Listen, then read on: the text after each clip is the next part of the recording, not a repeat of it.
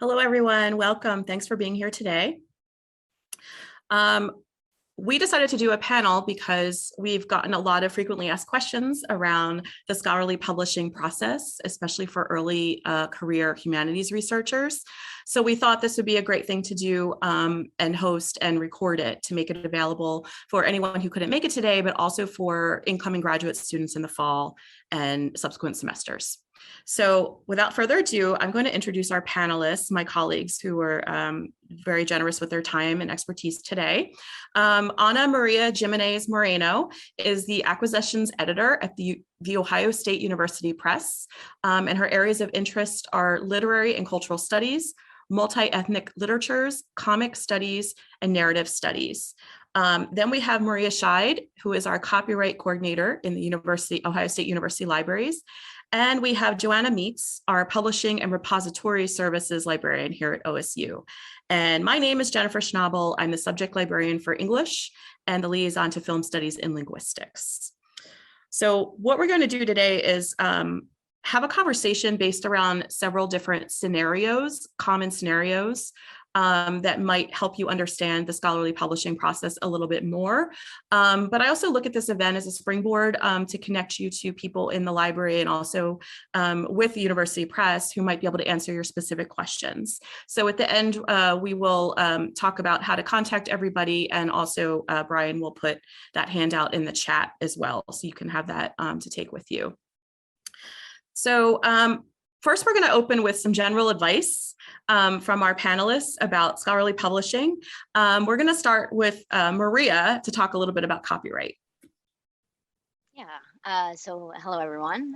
So my general advice with copyright and just background information about copyright is that copyright's a bundle of rights, and that impacts how creative works can be copied and shared or adapted by others. And copyright protects works automatically. So things like journal articles, books, blog posts, these are all works that can be protected by copyright. Ordinarily, the person that creates the work is considered the author, and by default, the copyright owner of the work. If you're not aware, OSU has a policy in place, the intellectual property policy, that talks about copyright ownership for works made by OSU faculty, staff, and students. But in general, if you're a graduate student engaged in research as a student, or a faculty member engaged in your own research and scholarship, then you own the copyright, the scholarly works that you're creating. And that's important because as a copyright owner of those works, you have certain rights in the works that you're creating. And those rights can be impacted by the terms of a publishing agreement. So my general advice, and something that you're probably going to hear me say a lot, is read your agreements in whatever form they come to you in. Making sure that you're understanding those terms before you sign them is really important.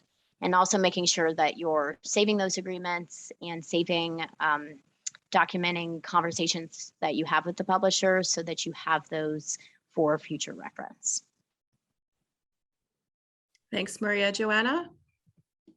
Hi, thanks for joining us today. My sort of general advice is that you can kind of think about publication either in the context of work you've already done or that you'll have to do, like a paper that you're writing for a course or your thesis or dissertation. But you also might have an idea for a paper you'd like to write that's new and not connected to coursework or degree requirements. So you can think about those things as potential publication topics and opportunities as well. But either way, when you're thinking about publishing something, it's helpful to think about the audience that you like to reach, because that influences where you submit your work for consideration for publication. And also because those places will have different requirements for your submission. And if you know a bit about those requirements in advance, it'll save you time toward the end so that you write with them in mind instead of having to revise with them in mind. Great, thank you. Ana? Hello, it's good to be here.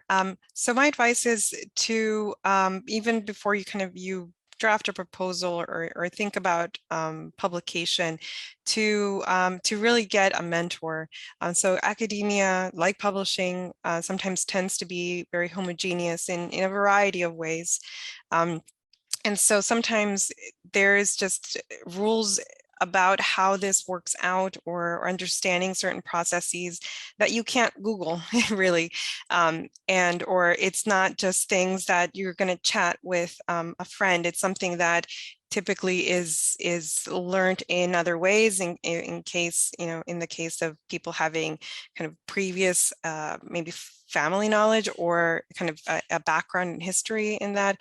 But again, if you don't, it's not a bad thing. Again, just get a mentor. It's fine if it's not your you know, your chair, because it's wonderful to have those intellectual, you know, existential conversations. Those are wonderful, but you do need to get from point A to point B in your school career. And so it's really important to do that. And I know sometimes, at least for me, in a previous life, I was in academia, and I was very aware that my professor's time was really busy.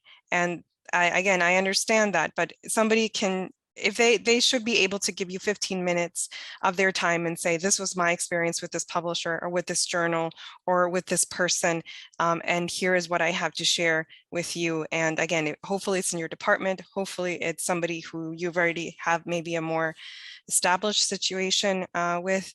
But if not, really just get one. just get one. And again, having that broader knowledge of how things work will really help you make more informed decisions. Thank you so much, Anna. Okay, to get started, we're going to talk about how you might turn your course paper, parts of your dissertation, or a conference paper into a journal article. And to talk to us a little bit about that, Joanna and then Maria. So when you're thinking about, where you'd like to publish an article, there are lots of different things you can consider. And I mentioned before, it's good to kind of think about the audience that you like to reach. But it's also important to consider if your subject matter itself is a good fit for a particular journal. And if you're unsure at all which journal might be a good fit, which is normal and common and just fine for the record, you can talk with your advisor, maybe with a mentor, like Anna mentioned, or you can look at articles that are written by leading scholars in your field or scholars you admire, see where they're publishing, take a look, decide if those might be a good fit for you. You can also get in touch with your subject librarian, who is the librarian that is an expert in your area, who can answer questions related to research, like what journals they think might be a good fit for you. And you can reach out to any of us here today, and we can help you find the librarian who works in your subject area if you don't know.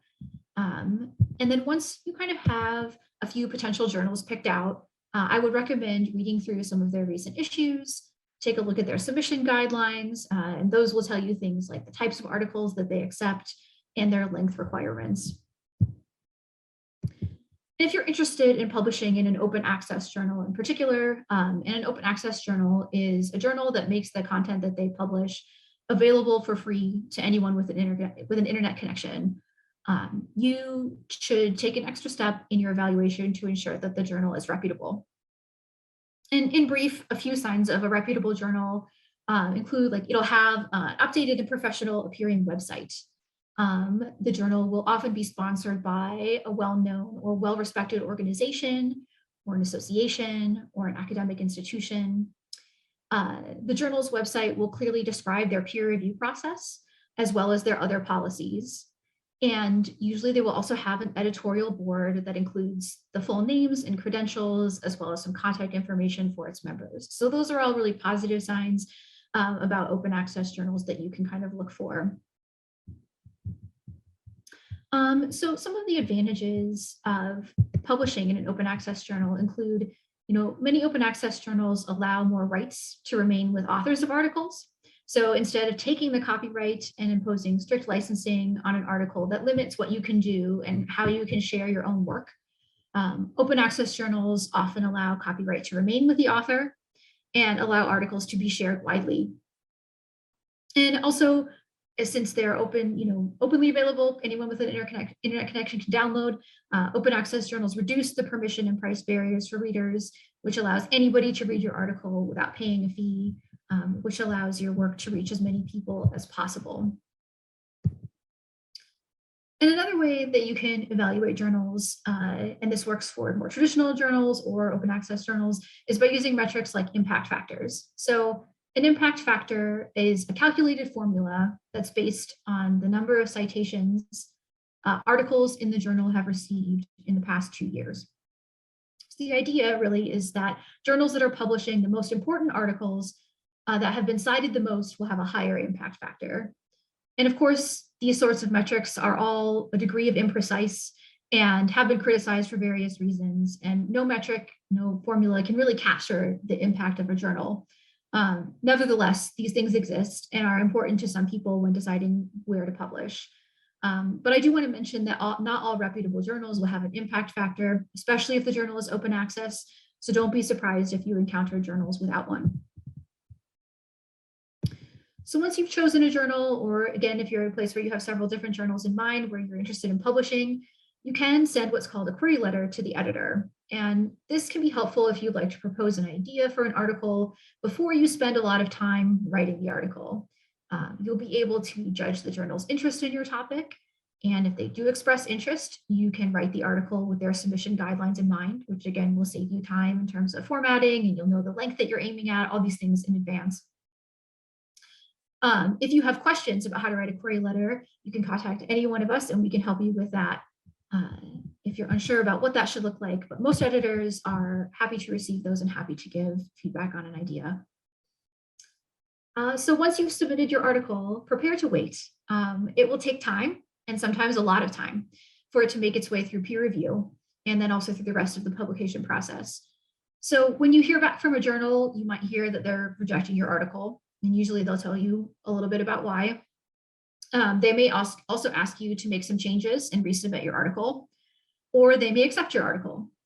And if the article is rejected, you can take any feedback that you might receive into account and then consider where else you might submit your work. And if you're asked to revise and resubmit, don't be deterred. They've put time and effort into giving you feedback, so your article is likely still a good fit for the journal. And if you make the changes that they suggest, your article will likely be accepted. And if your article is accepted as is, that's great. I did want to mention that I know one professor that I worked with who was actually editing a journal we were publishing, and she talked about in her time early in her career where she would write articles and submit them, and if she got returned like, please revise and resubmit, she thought that meant that they were just trying to be nice and they didn't really want the article, so she never returned any of those articles. And she's like, I learned later in my career, like, no, that's just if I had just revised those articles and resubmitted them, I would have had all those publications. So, don't be shy, don't feel deterred in that process. Know that that indicates interest more than it indicates that they don't want to publish, basically. And I'm going to hand it off to Maria now. So. Thanks. So when your article is accepted for publication, then you'll be presented with a publication agreement. And general advice is, in any situation when you're presented with an agreement, is to give some initial consideration to how you want to be able to use your work now and in the future, and then also how you want others to be able to access and use your work now and in the future. So is your goal here to have your article published and accessible only to those with a journal subscription? Do you want to be able to share your article more widely? Do you want to be able to make copies of the article for teaching or for sharing with colleagues? Or do you anticipate reusing the article in some future work? These are all things that you might consider as an author, and they're going to be unique to each author's situation. But publication agreements can look a little bit different from publisher to publisher. So as an author and as a copyright owner, you want to make sure that the agreement that you're given is in line with your own vision for your scholarship. And you need to be able to have some certainty about the terms, which means that you need to read through the agreement in full. And everybody and every author is going to be driven by different interests, and there can be many factors at play that influence what's important to you as an author in terms of specific publications or publication in general. But it's those interests that are then going to guide you in reviewing the terms of the agreement that you're given. There are some common areas that you might consider here. One, the big one, being transfer of copyright. So as a copyright owner, you have certain rights under the law, but in a publishing agreement, you might find terms that ask you to give those rights to the publisher, to transfer those rights over to the publisher. So is that what your agreement calls for? Is that what you want, or is that potentially an area of negotiation? You're also likely going to come across areas in the agreement that talk about what you as the author can do with your work. So even if it's a situation where you have given your rights to the publisher, you've transferred your copyright, there could be some specific situations where the publisher turns around and says, you can use your article in this way or this way. And they can be narrow or they can be broad, but that's going to be dependent on the terms of your publishing agreement. You're also likely going to come across what are called warranties.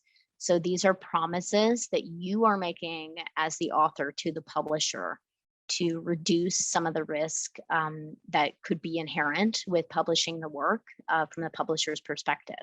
So these are important because these are promises that you're making. So you want to know what you're promising because that's going to be binding on you as an author.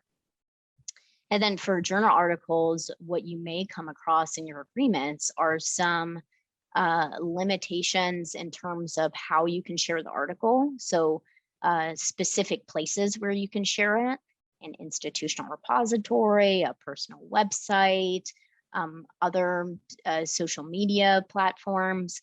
But there may be some limitations on what version of the article you can share and when you can share that article. So you're going to want to read through that agreement and make sure that you're clear about what you're signing.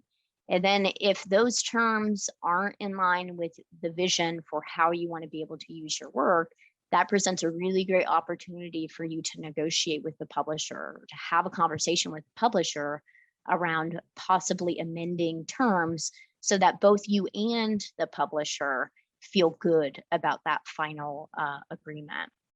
And then as part of reviewing that agreement, there may also be parts that just are confusing. They just don't make sense. There might be some legalese that you're coming across or some industry jargon, and that can be a really good opportunity just to seek clarification. Again, you're going to be signing this agreement.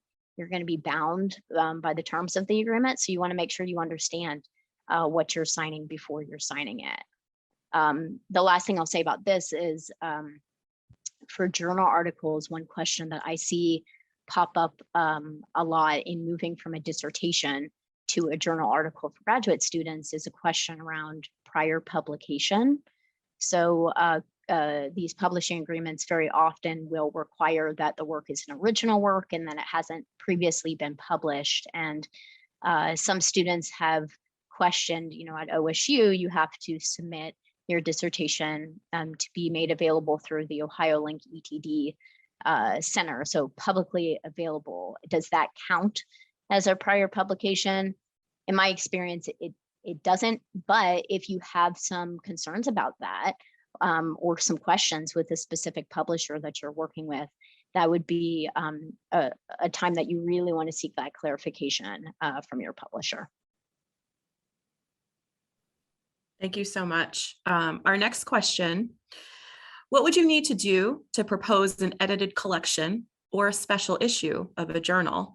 And we'll start with Anna to talk about the edited collection process. Yes, so edited collections, I'll say cohesion, cohesion, cohesion. It is about trying to balance the different voices and expertise that you're bringing on board. But also forming a sort of singular or very purposeful argument that everybody as a whole, as a collective whole, is doing. So a theme is sadly not an argument, and a lot of that work, it does really need to happen, for example, in the introduction. And again, it's not to flatten the voices, it's not to erase nuances, it really is to make this cohere, make, why does it need to be an edited collection, that a book versus a special issue of a journal, and you have both those options available to you. And it is a bit of a chicken and egg problem. And it's something that I think publishers are still sort of thinking through and grappling with, because you tend to want to need or want a contract to attract people to invest their time and resources to submit a full edited collection chapter.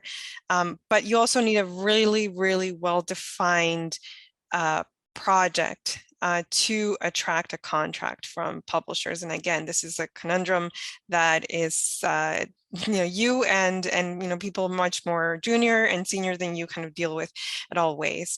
And so ways in you can think, there are ways in which you can think about this project, what is an edited collection, and to try to make it something really special, for lack of a better word. So perhaps have everyone read each other's abstracts so that they're informed about how this is approached, and so that they can kind of reference each other in some ways, or say building off of each other in interesting ways, or even thinking about the format. So there's a book that we recently published. It's an edited collection in a relatively new series of ours. And so what they did is part one of that project had where it was kind of a bit of an interview contemporary authors about a term, Afrofuturism, and they said, talk about this. And so some people said, I really identify with this, it's a very useful term. Other people were like, it's a term, it's a marketing term. Some people was like, I'm really divorced from this because I'm an African writer, not a Black American Black writer, and so I don't really think of what this is as encapsulating what I do. And so again, it was just a very it was very important to bring those contemporary voices in. And then the analysis portion, part 2 and 3 of the edited collection, kind of engaged with what came out of that conversation. So that's kind of one way to do it. So, and also what I'll also say is that just because you get what you get, you put that call for papers out, just because you get something, it's not really an excuse to limit your edited collection in certain ways. And so what I mean, for example, is if you're talking about playwrights in the 21st century, and you have, for example, just as an example, no female artists discussed, writers, playwrights, or scholars, that really isn't acceptable.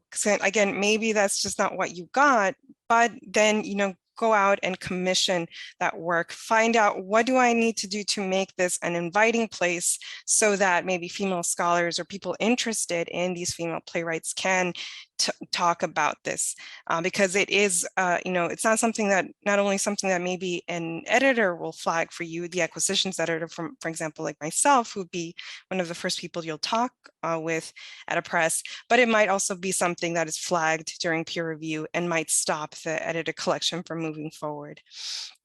And so this will really be a test, I think, for edited collections, a test of project management. So yes, it's absolutely about ideas. It is about those arguments, and it's about those voices that you're bringing together, but you do have to manage people. You have to manage the people that you bring on, evaluating the submissions, reaching out to potential presses, relaying the information from the reviewers and or the press to your contributors.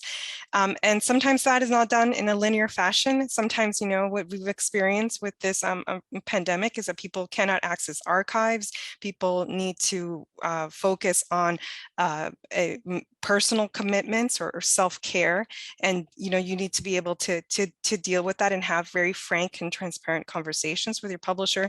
Like, I know the due date was in April 1st, 2022, but this is just not coming together right now. And publishers, again, if it's a good collaborative relationship, they'll absolutely understand and give you the time to do that. And if not, well, then that tells you something about the person that you're working with. But again, hopefully you're not in that situation. But I would definitely say, make sure you're talking to somebody that has been through that before. ask a publisher if they can share the questionnaire that they'll give reviewers for edited collections. Typically, it's a specialized questionnaire for edited collections with you, so you know what the readers are going to be looking at when they evaluate your project. And also make sure again that you're balancing again the ways in which you want to help other scholars, very especially more junior scholars or more senior scholars. Again, make sure that that you understand that does this essay, does this contribution really work with what this edited collection is trying to do? And so again, that sometimes you need more kind of diplomacy and kind of political reasons. But again, what you want to make sure is that the project as a whole goes through the publication process and, and build those connections. And I think that's just one of the times where I thinking about, again, balancing the intellectual, the kind of the project management and kind of the political work of being academic kind of all comes together. Thank you so much, Anna. Next, Joanna will share a few comments. Sure. So I wanted to talk a little bit about special issues of journals. So you'll sometimes see that journal editors will make a call for papers on a particular issue meaning a particular topic, not a particular issue of a journal, but you'll see these announced on the journal website, possibly also via email, like a call for papers. And if you happen to see one of these and it seems like a really good fit for one of your interests, obviously you can consider writing a paper and submitting it for that special issue. I would say be careful to be mindful of any due dates given for the issue and ensure that you're following any of the specific submission guidelines that might be slightly different for that special issue. But if you have questions also, you think like, oh, my idea might be a good fit, or I'm not sure about X guideline, reach out to the editors to ask. Normally those folks are happy to answer questions about those sorts of things and like to see these kind of things around a specific topic come together. Thank you. And Maria, do you have anything to add to this?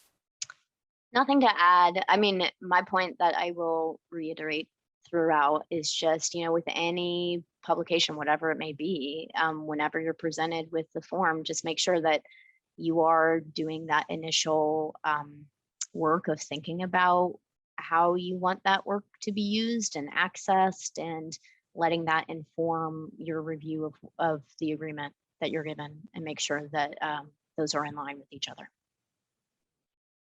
Always a great reminder, and I'm happy to have you say that 50 more times during this presentation because it's so important. Our next question, so we're going to talk a little bit more about book publishing. How do you turn your dissertation or other research into a monograph? And Anna, you're the perfect person to answer that question first. So I'm going to ask you to kind of walk us through that. Thank you. Thank you so much. So just really quickly, I want to dispel the myth that publishers don't publish dissertations. I know there's a lot of anxiety about that because, if it's in a repository, can I publish it? Because all publishers, university presses, or sometimes academic imprints of trade presses, like Bloomsbury, for example, Bloomsbury Academic, they publish first-time authors, and sometimes we're very much aware that you're not creating whole new bodies of work ex nihilo, like out of nothing. You are definitely borrowing from your dissertation. So what we really look for is that it has been revised, that not only with the title, but substantial revisions. And I'll talk more about that in a moment. But through the peer review process itself, it also should change substantially as well, because you're getting input.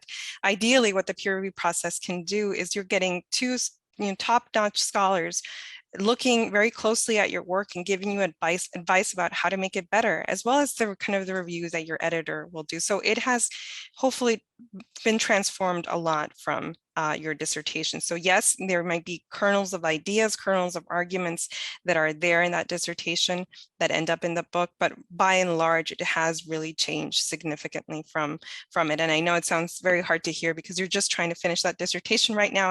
I'm assuming most of you, and just to hear that, oh gosh, there's more to be done, it might be a bit scary to hear. But first of all, second of all, I guess I should say, there's a lot of work before you even get to kind of that pitching that proposal. And the first thing to do, and you know, take it with a grain of salt, but it's just to write the dissertation, get through graduate school, move on with your life and whatever that may be. Know also that in case, you know, an R1 or a liberal arts college is not for you, but you still want to focus on your, you know, make a book, write a book, you absolutely can do so. There are plenty of independent scholars that are published by university presses, and again, in commercial presses and or imprints, academic imprints of commercial presses. So however you do it, write 50 words a day, 500 words a day, write 50 pages to get 25 good ones, completely guilty. Again, do that. How to think about your writing is sometimes retroactively. So what do I need to accomplish between now and my defense, or the next time I'm on the job market, or my tenure review, and work backwards from that date. And thinking about writing as a form of thinking. But sometimes you need to stop and write just to know, what do my writers need to know? And again, that goes back to what Joanna was saying about being very purposeful about your audience.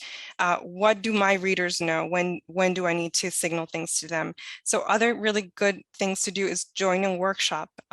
For example, of mixed scholars, they can give you a very good sense of when you need to zoom out and get a bigger picture of what are the stakes of the argument. Can you just let me know? I know you've been dancing around this, but I need you to tell me. Or sometimes need to zoom in and provide signposts, transitions, or contextual materials. Like I'm not getting the joke is not what you want to hear. And again, always with a grain of salt. I was in a kind of a mixed workshop once, and I came from a literary criticism background, and the person was a historian. Brilliant feedback, but at one point they did say, "Where's your historiography?" I'm like, well, we don't do that in this particular way in which literary criticism is done. So again, always with a grain of salt. Don't take it as you know, all criticism as things that you have to do or necessarily bad. It can just better inform you how to do your work. Sometimes to workshop with specialists is much preferred, and I think more common sometimes, when they can really direct you to that one article that you really have to read, or kind of a new theorist that is just really very kind of apropos for your work. So those are things that you can do. Certainly other tools in librarians are certainly wonderful resources to get you to think about these larger issues, or just connecting you to resources. There are other teaching and faculty development at this institution or others. Writing centers are certainly great places to do. And so, okay, so you've done all that, you've done the prep work, and you're thinking about engaging with the press. So you wanted to make sure that you're crafting that pitch, and the proposal is a strange genre, I will admit, and I will put it in the chat. There's this book called A Book Proposal Book, which I'm really, you know, it's funny that they allowed her to keep that name, because can you imagine Googling it? But it's actually by Laura Portwit-Stacer, and she has very kind of grounded ideas about this whole process. But also provides examples. So I highly recommend that, and I'll put that in the chat in a moment. But so you want to, again, it's a weird genre because it has to convey information both to your peers, but also to your acquisitions editor, like myself, the first person that you might meet at a press, who may or may not have content expertise. So you want to not start with jargon. You don't want to dumb things down, certainly, but you want to kind of lay out the bigger stakes of your argument rather quickly. And you want to make sure you email the appropriate acquisitions editor. So make sure that this person actually works there, that what they're working on is actually in your field. And sometimes it's hard to tell because people may work in kind of overlapping fields, and then that's fine, because it's just you're not expected to know that. Again, hopefully internally that can just be taken care of, like, oh, I just think this is a better fit for your list or something like that. Regardless of if you're going kind of a proposal route, or you sometimes some presses don't allow first-time authors to really do proposals, go through peer review through kind of a proposal phase. They'll ask you for a full manuscript. Either way, make sure you have a lot of exposure to writing proposals. And so that is kind of, again, a very thorough overview of the book, chapter abstracts, who's the intended audience, expected length or actual length, and kind of other books. And you know, although it's really tempting to say this is the first time in the universe that this has been talked about, typically you will have some models, either theoretical or models of just kind of style of writing that you have drawn from.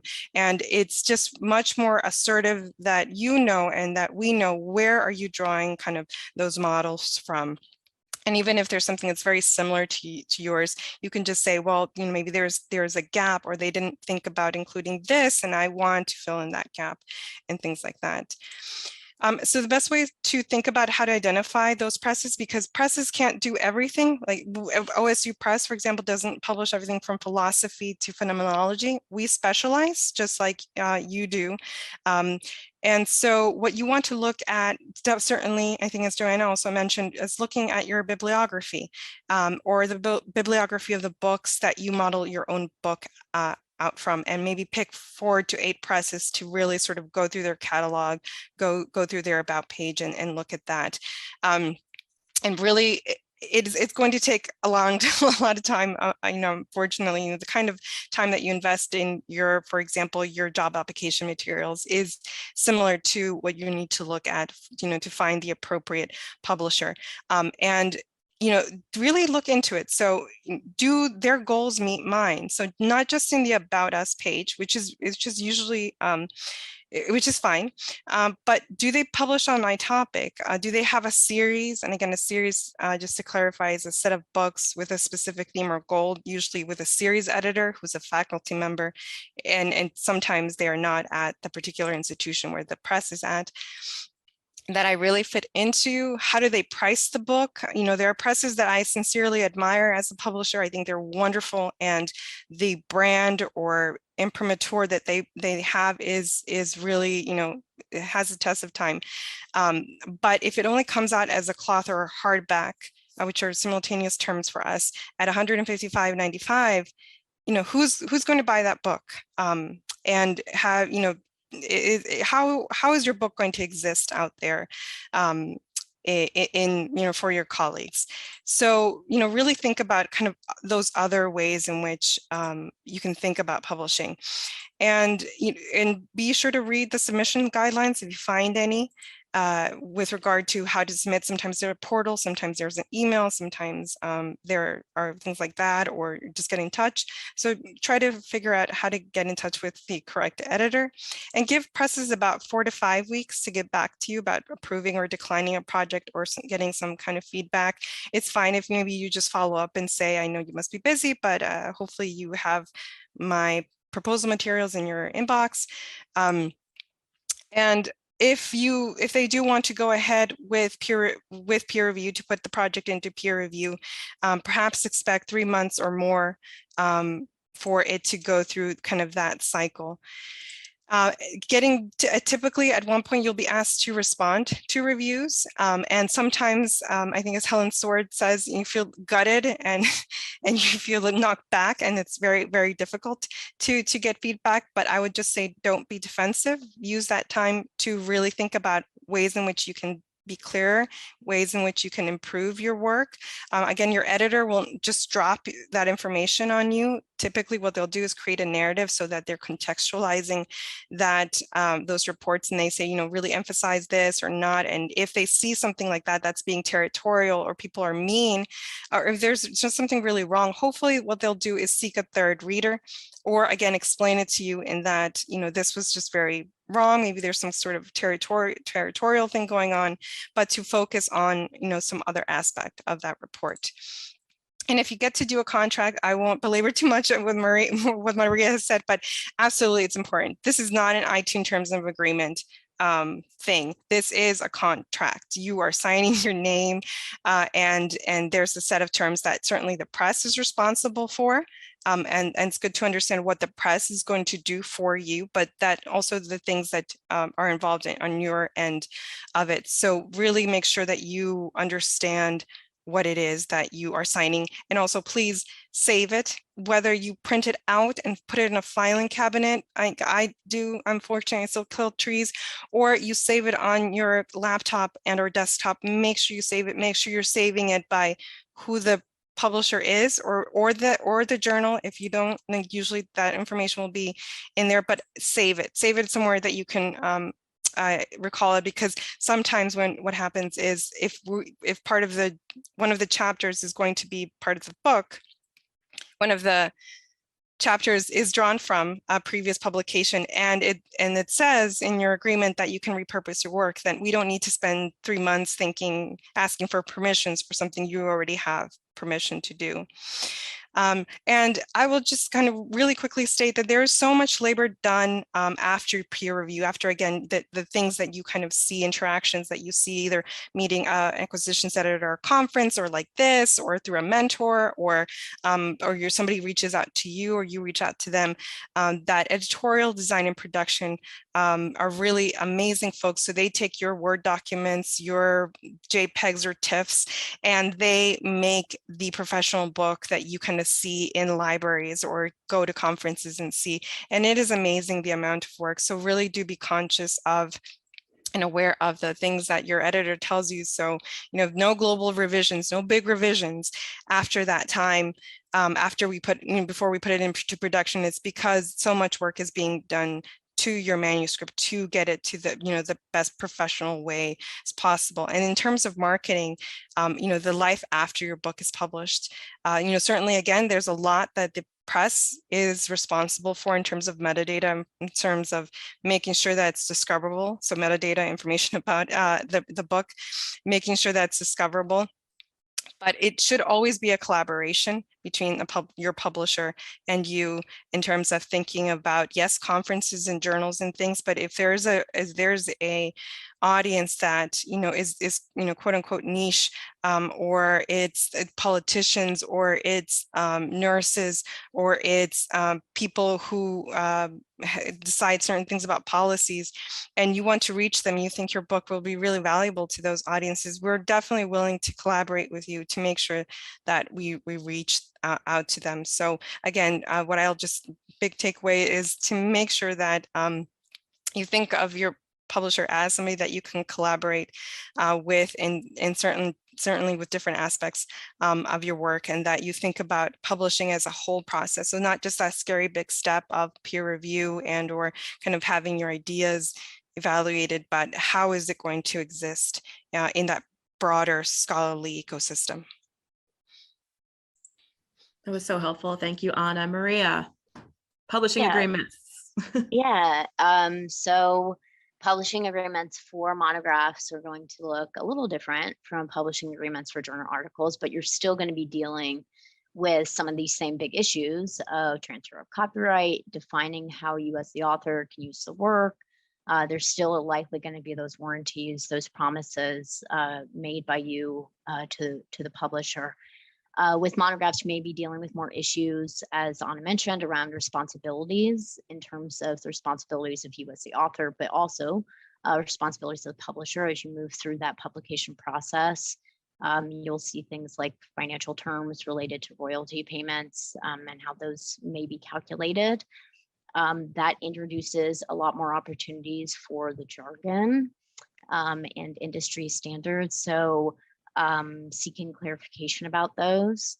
One thing I will flag here, we tend to get a lot of questions related to use of third-party materials in monographs and how do you handle that? And that's going to come down in part to what's in your agreement, the terms in your agreement. So your publisher may say that if you're going to be pulling in text or images or illustrations from others that you don't own the copyright to, that you're going to need written permission to make that possible. But depending on the work that you're using, it may not be possible for you to identify a copyright owner, or maybe you know who owns the copyright, but they're not responsive. So what do you do in those situations if that's content that's really important to you in your work? And in US copyright law, there's this important exception called fair use, and it's relied on a lot in education. And if you're including content in a dissertation, it may be the case that you have a really strong argument for fair use. So The question is, as you transition over to a monograph, does fair use still apply? Is that something that is still available to you? And it may be the case that you have a really strong argument. So the next step is having that conversation with your publisher and seeing if that is in line with their policies, if there's the flexibility there. And again, like Anna mentioned, that this is a collaborative relationship. It's not a situation where you have two adversaries, fighting over terms. It's an ongoing conversation of developing an agreement that works for both of you. So that's one issue that you may encounter, and that's an issue that, if possible, it's helpful to have those conversations sooner rather than later. So not, scrambling at the last minute and trying to figure out, what to do as these issues pop up. But with anything, you're wanting to read through the agreement. Agreements for monographs tend to be a little lengthier, but it's still important that you read that content, because when you sign that agreement, you're going to be bound by that agreement. And you don't want to be stuck in a situation where you are surprised about your responsibilities or surprised about what you can't do with the work that you've already invested so much time and energy into developing. So being proactive in reading through those agreements and asking for clarifications would be my suggestion here.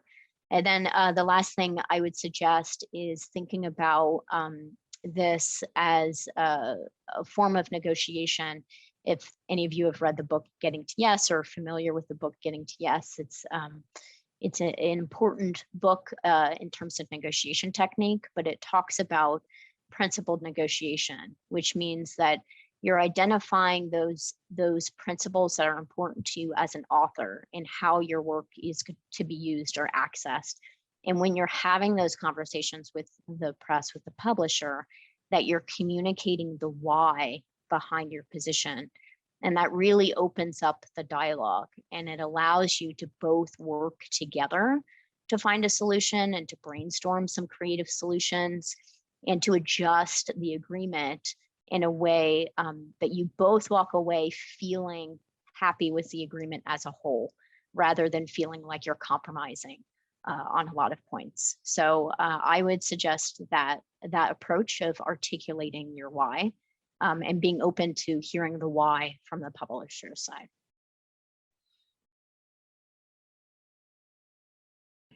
Thank you so much, Maria. Joanna, do you want to add a few things about open access? Sure. I just wanted to note that it is also possible to publish monographs open access, or again, that means that they would be made available online for anyone with an internet connection to download. And if you'd like to explore those options, you can talk with your press, or you can look specifically for those opportunities at your institution. And I'll hand it back to Jen to talk about that. So one good example, I'm on the committee, it's called TOME at OSU. It's a pilot initiative that provides publishing grants for open access digital monographs in the humanities and humanistic social sciences. So I won't go too much into it today, but I added a link to the website on the handout that you'll all receive. So if you just want to see an example of how an institution might support that, that's a good one. So in the time that we have left, just a few minutes, I'd like to talk about publishing your work outside of the traditional scholarly journal monograph model. I'm thinking of public scholarship like blogs, digital humanities projects, etc. Are there additional things researchers should consider? And Maria, I'm going to ask you to start with copyright considerations for these. Yeah, so I will say that copyright exists regardless of your publication platform. Copyright's automatic, so it's not going to be dependent on being accepted for publication or going through a peer review process. And when you share your work publicly, you don't lose copyright. You don't give up your rights because you share it on a publicly accessible platform. But there are some things that you can do to let others know that your work is protected by copyright. That's a common concern that I hear from authors that want to share their work more publicly, is just a question around managing or enforcing copyright. I think in this case, it's just being aware that if you are the copyright owner of a work, you can include that copyright notice on the work, let people know that the work's protected by copyright, but also thinking about making it really easy for people to connect with you about your work. So if they want to reach out to you to ask for permission to use your work, you want to make that as easy as possible to happen. And then the other area where I get a lot of questions related to this is understanding the difference between publicly available and then openly licensed. You can share your work publicly and keep copyright, but you can also choose to proactively let other people know how they can use your work. And you can do that by setting some terms yourself, or you can choose an already established open license for your work. Joanna mentioned open access. Open access publications often use Creative Commons licenses. So that's the big one here, the big option. But it's letting others know ahead of time how they can use this work.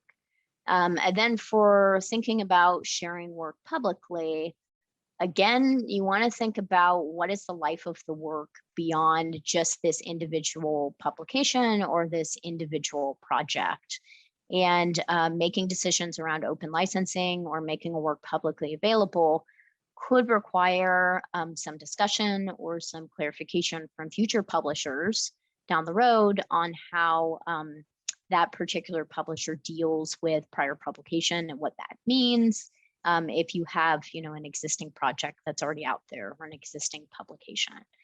But in terms of copyright, I think the big thing to keep in mind is you don't lose your copyright when you share works publicly. If you are the copyright owner, though, you can decide to openly license or openly share that work and let others use your work in that way. Thank you so much, Maria. Anna, do you want to talk about a program that you shared with us about digital born projects and programs to support those? Yes, and I will say there is a question in the chat about what's the difference between contingent upon revision and revise and resubmit that maybe one of us could answer while I'm speaking. We'll have a better answer than me. But just also really quickly about OA, and sometimes authors are surprised to think that there is money involved, that it needs to be funded in certain ways, or maybe not. Certainly much more sophisticated, I think, than I was when I was in grad school. But I think that because if you still want the final product in a sense to look a certain way, there is labor being done by somebody, of course, the original author, but certainly a press, a publisher, that is still in consideration. And so I think it's just one of many things, and we could talk, for hours, days, or years about OAs and other kind of programs, but it is involved in this because we have participated in TOME, and I think that what I'm going to talk about in just a second, the Adventures in Digital Publishing kind of group, is tied to thinking about models of how to think past the monograph or think past certain structures like traditional publishing. And so what I would say is to really think first about what you envision the project to be. Because sometimes it's a question you ask yourself very late in the process, but not in the beginning. So if your work just inherently has some multimedia associated with it, or is really embedded in some kind of digitized archives or some yet to be digitized archives, or something that it doesn't look like a book, and that is how you envision it, but you have had to fit your ideas into a traditional monograph.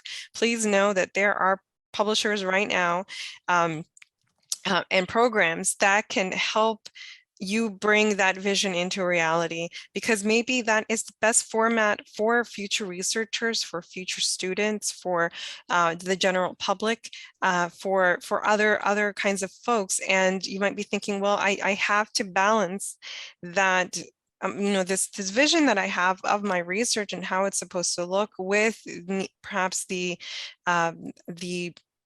the ways in which I'm evaluated, either in graduate school or in, you know, once you're a tenure track professor, or, you know, whatever role you take in academia. So, you know, again, thinking, and that's, again, it's these presses, you know, it's the University of North Carolina Press, it is Stanford University Press, it is Michigan Press's Amherst Press, all university presses, well respected in their fields, and with editors who are very interested in having digital born projects. And sometimes there is a print component or not. And there are kind of, again, thinking about the system that is the press, which is editorial design and production. They have places, they have steps in place to make this happen. It would go through peer review if that's something that's of interest to you. So this work by the Adventures of Digital Publishing, it did start by Emory University and Brown University that did not have university presses, but definitely wanted to support their faculty. And then what they're doing is really trying to showcase the kinds of digital born projects that are possible. So again, do not give up on your dream. Do not think that the monograph needs to look a certain way, that your journal article needs to look a way, that your research needs to sound a certain way. Again, there are publishers out there who are willing to experiment, go on this journey with you. You know, whether it becomes a monograph or something that's related to Ohio or something that is for a general audience, we're here and we're very interested in what you do. Thank you so much, Anna. And Joanna is going to talk just briefly about digital projects and preservation and accessibility considerations.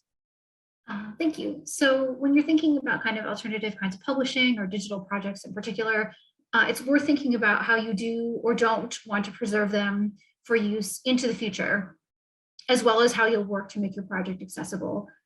Technology, as we all know, changes quickly. Projects that are built and take a lot of time and effort often face challenges of enduring beyond 3 or 5 years without a preservation plan in place. And like technology, accessibility best practices are constantly evolving. And it's also worth considering how you can meet current standards, as well as how you plan to meet future accessibility standards with your project. So basically, I don't know, let's just have that in mind if you're starting a big digital project in particular, in terms of, are you okay with this ending sometime? What does that look like? Or do you need it to exist forever to always, you know, be able to demonstrate your research? The word thinking about this stuff earlier in the process rather than later will help you greatly down the line.